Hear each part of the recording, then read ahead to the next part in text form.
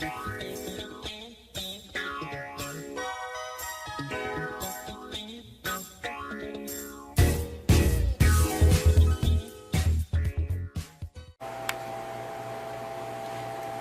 meninas, tudo bem?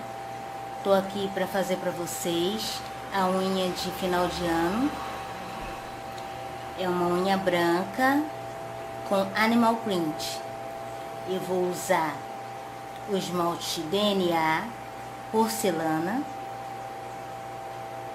E para fazer os riscos, eu vou usar o dourado da Blanche e esse 3D da 5, tá? Essa unha eu fiz na Kátia, tá lá no blog dela, a unha que eu fiz. Nela eu usei branco, dourado e prateado.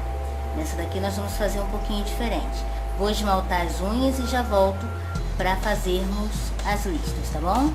Até já!